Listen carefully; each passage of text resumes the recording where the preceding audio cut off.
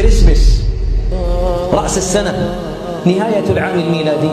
البعض من الشباب يبدأ يحتفل هابي عيد، عيد سعيد، ويضع كلمات وتشير. أتدري إيش معناها؟